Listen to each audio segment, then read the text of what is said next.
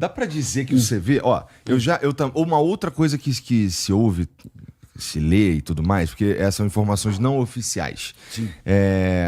Que o CV ou as facções criminosas no Rio, quando há uma operação dessa policial, eles usariam os moradores como escudo, colocando-os para fora de casa ou qualquer coisa assim, usando a população para se proteger ou, sabe, colocar os caras na linha de fogo por alguma razão.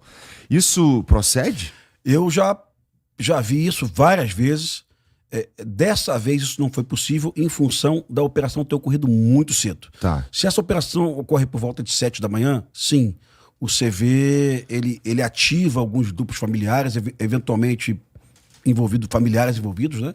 Se o CV tem 400, 500 bandidos aí, ele consegue ter um grupo de familiares em torno de 2.000, sabe? Uhum. É uma comunidade onde a maioria esmagadora absoluta são pessoas muito decentes, né?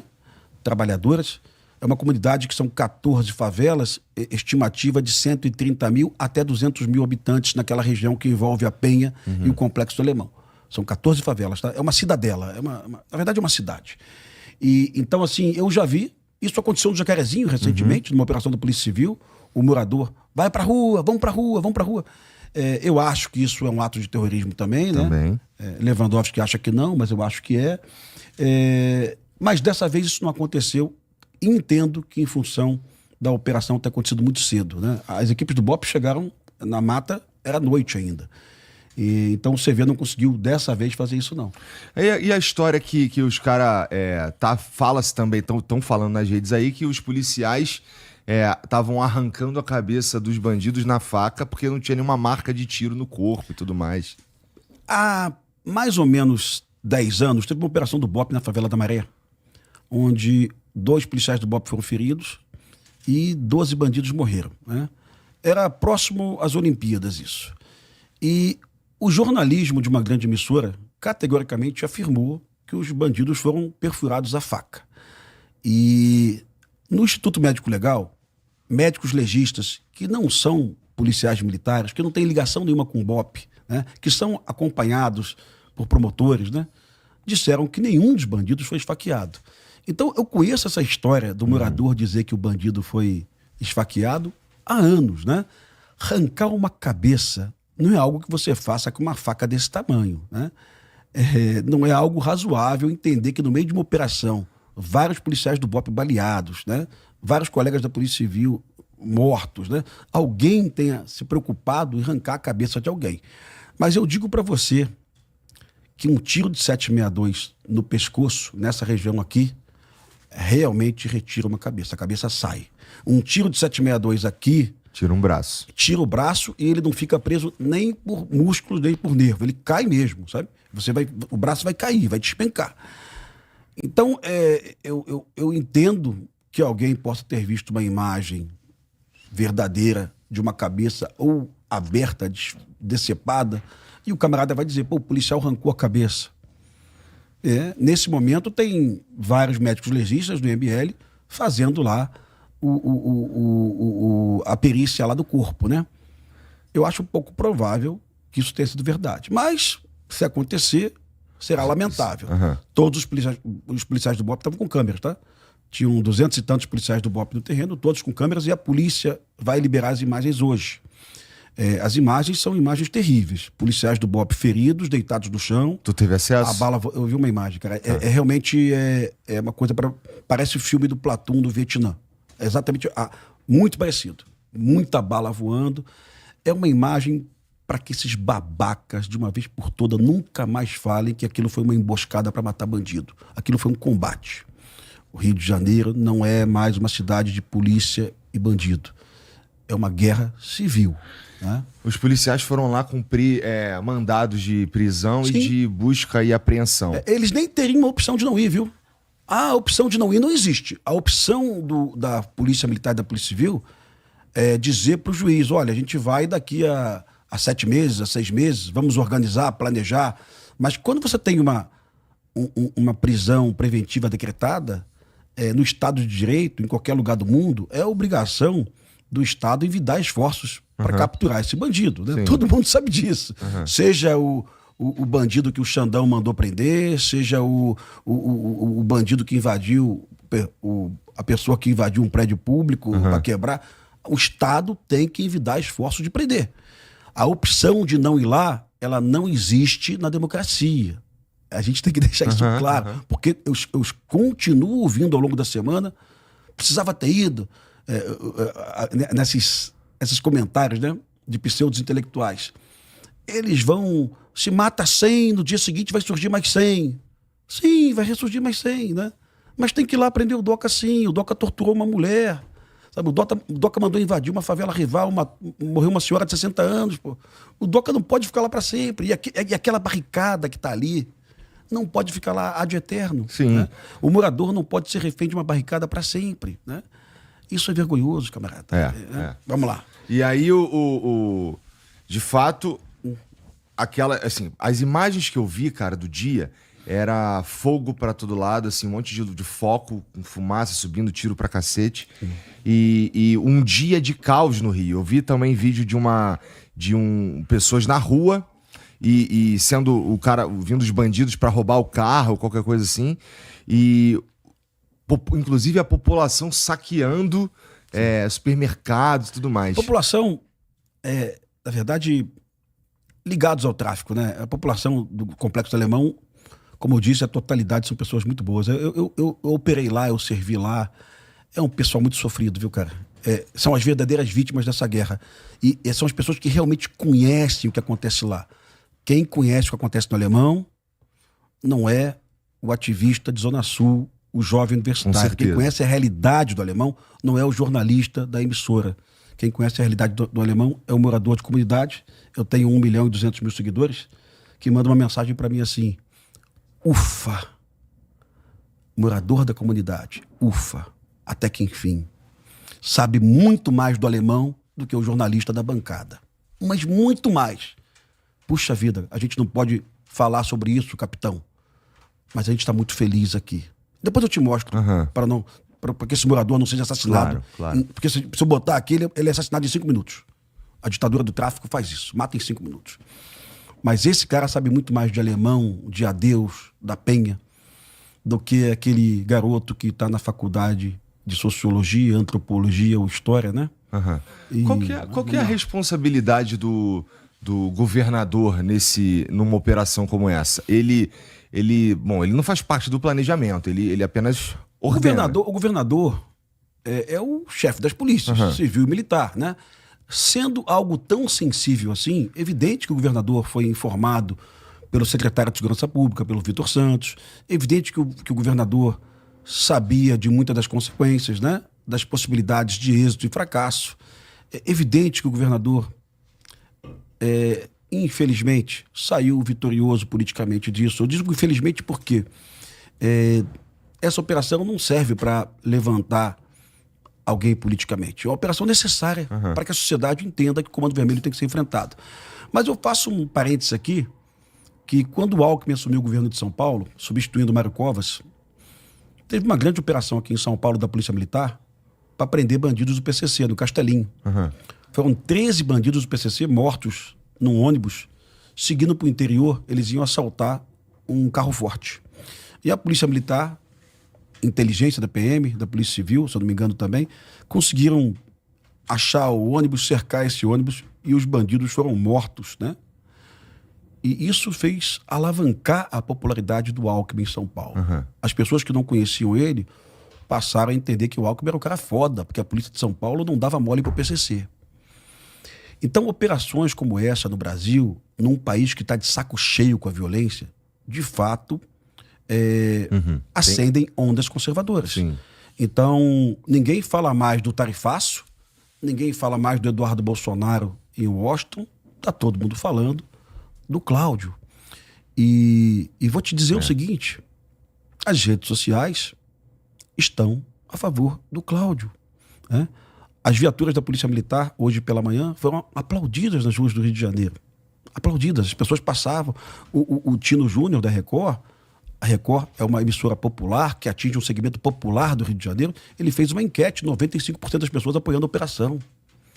Só o Lewandowski não percebe isso.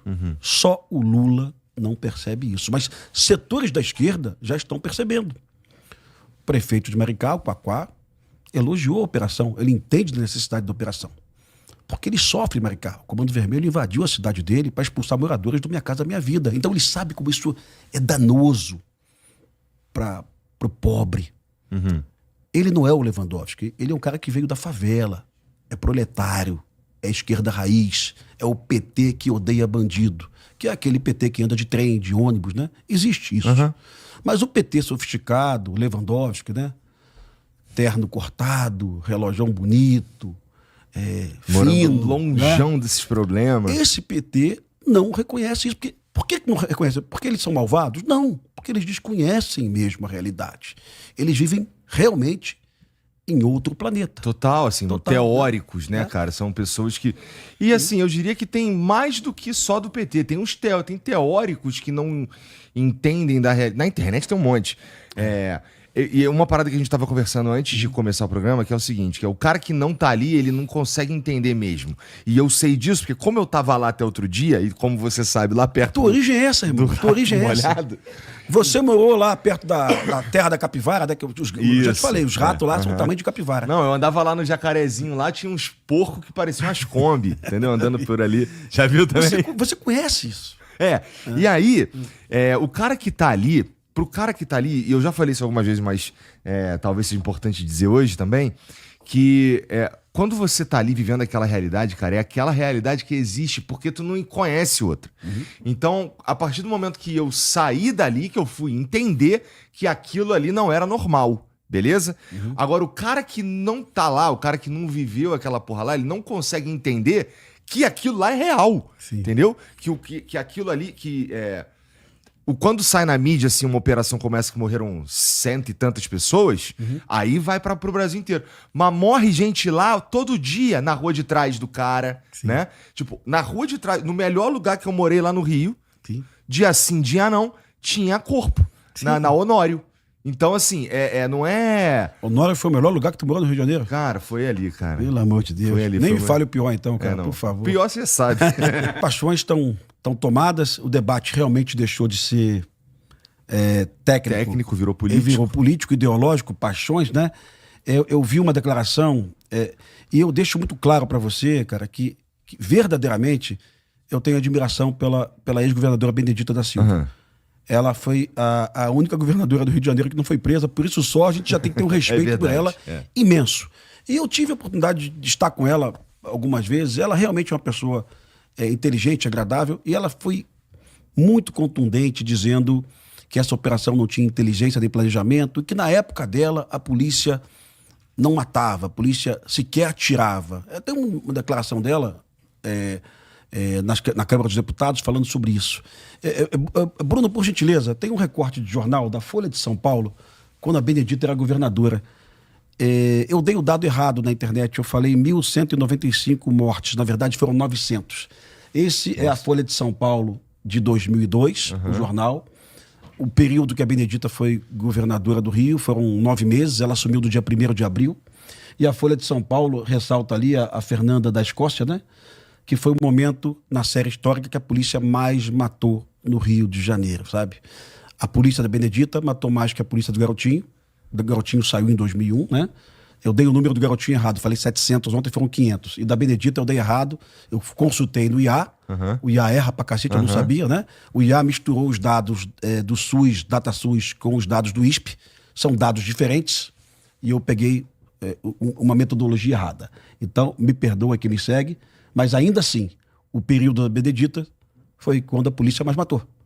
Na gestão da Benedita, a polícia matou mais que na gestão do Cláudio Castro, tá? Na gestão da Benedita, a polícia matou mais do que na gestão do Antônio Garotinho. E a Benedita foi pra televisão ontem dizer... E ali tá escrito morte de civil. Mas assim... porque a gente chama de morte por intervenção policial, né? É um termo bonitinho. Então essa foi a gestão da Benedita, foi o mês, se eu não me engano, de agosto. Ela fecha o ano com 900 mortes. No mês anterior, no ano anterior, foram, se eu não me engano, 500 mortes, né? Por intervenção policial. Mas a Benedita pegou um problemão. Em 2002, o Comando Vermelho estava demais. Ele atacou o Palácio Guanabara, atirou no palácio, atacou a prefeitura do Rio de Janeiro, na época da gestão do César Maia. O Comando Vermelho queimou o ônibus e uma senhora morreu queimada dentro do ônibus. O Comando Vermelho evitou que a senhora saísse. Não, você vai morrer queimada, fica aí. Tá no jornal, tá?